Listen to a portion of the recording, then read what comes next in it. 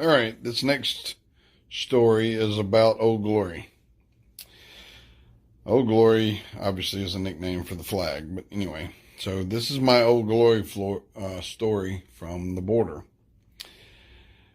2016, I was the task force NCOSC for the entire border, for the border mission.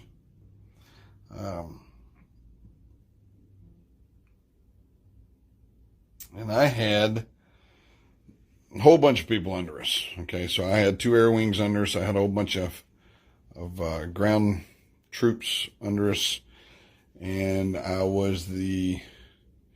worked real close with the Dom Ops guys up in Austin. Anyway, so we were, I was going around checking some of our stations, and I got out to our furthest west station, and it was a Friday, and I took the Saturday and drove out to Big Bend National Park, which is a pretty long drive. But anyway, drove out there, saw Big Bend, and on my way out to Big Bend, I got to go through Eagle Pass.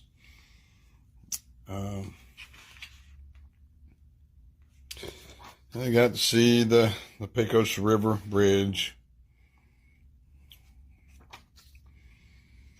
Got to pass Dryden.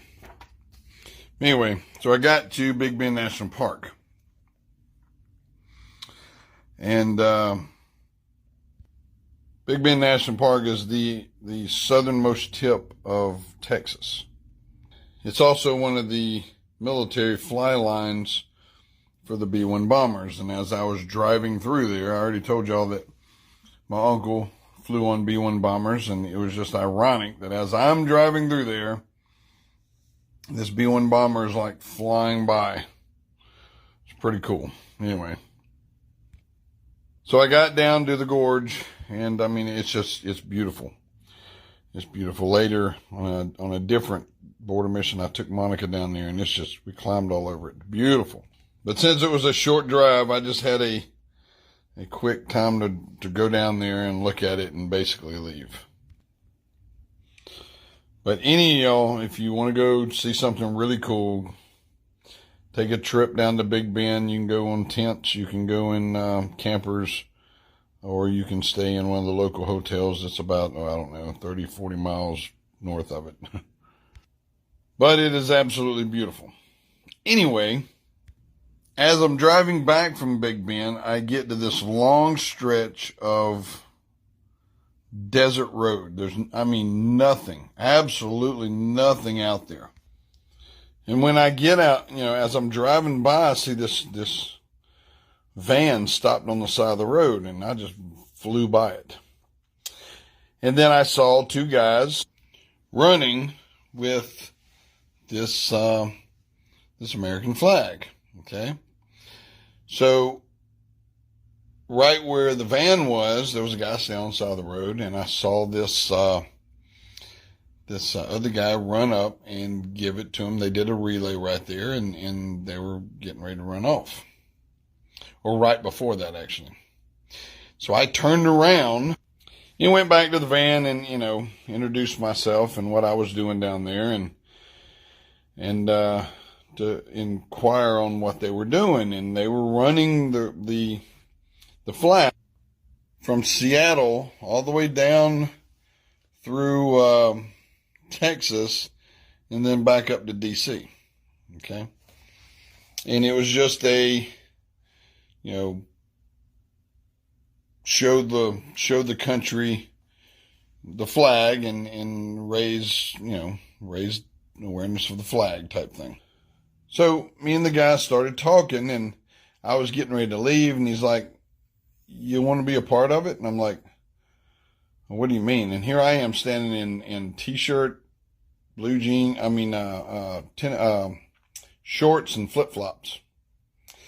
He's like, "Yeah, do you want to be a part in it?" I was like, "Sure, how can I do that?" And he goes, "Well, they're going to do a relay here in a second, and if you want to, I can put you in the middle of them, and we'll have one of the guys hand it to you, You can run a little bit and hand it to the next guy, and you'll be a part of history. And I'm like, okay, well, that's pretty cool. What kind of history are we talking about? And he's like, well, we've been in 3 or 4 major newspapers, to include, as soon as we get to Houston, we're going to be in the Houston newspaper. And then when we finally make it all the way to D.C., there's going to be a plaque or a marker with everybody's names that touch the flag put on the national monument. I was like, well, that's cool. And the flag would be flying on top out of the marker, out of the little monument. I said, well, that's really cool. So I sat there and talked to him, and he set me up on the side of the road. And the guy came around the corner, and there he was. And I stood there, and he ran up to me, and he handed me the flag. And I ran for a little bit, and then I handed the other guy the flag,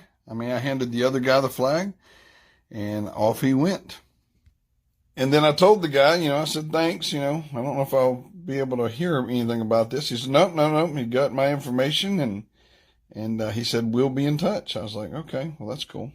And this is what the story's about, it's my coin. So he gave me a coin and those flyers that I was just showing you that had all the information on it. The coin for the Old Glory tour. And he's like, you are now a part of it. Okay. I was like, well, that is absolutely cool. He's like, well, somebody will be in touch with you, and, be prepared to make a statement. I was like, okay, awesome. So I made it back to my unit down on, in the southwest border area. And I told my commander, and he's like, that is so cool. You just run into stuff like this. I'm like, I know it's happened my whole life, but pretty cool. He's like, well, that's pretty awesome. I said, yeah, I thought so too. And then about a month later, this guy from the, Houston chapter called me and told me that the guy from the major newspaper in Houston would be giving me a call. So that's really cool. So, I'm really honored, and, just hit me up when you can. Well, the front page of the Houston Chronicle, or whatever it is. Hold on, let me see. Yep. The Houston Chronicle. Okay. Talked about this run across the country. And it went into detail about, the route and where they went and some of the different people that was in it. And then buried back on the third or fourth page, was the picture of me taking the flag and a write-up. Such was the case for Brian Richards, a 45-year-old soldier who was driving to Laredo when he spotted the relay passing through Sanderson earlier this month. Quote, I passed some guy in an American flag running through the desert, and I thought, that's kind of strange, said Richards, recounting the story earlier this week. When Richards passed Team RWB's support van, a few miles later, he stopped his truck to ask, what are y'all doing? Or what was going on? For people still serving, this means a lot, said Richards, who has spent 2 tours in Afghanistan and has a son in the Marines, another heading off to the Navy boot camp, and a daughter who plans to enlist in the Navy in 6 months, which she actually joined the Army. She's in the 82nd. Anyway, a lot of these guys are civilians, have never been in the military, he said, just to see people running with the pride that all of us fight with, it means a lot. Around 9:40 a.m., the group jogged into East Bernard and on their way to the town schools where hundreds of students lined Ferguson Street chanting USA, USA, USA. Anyway, that's after I had already left. So I made the Houston Chronicle, got to give a quote in it.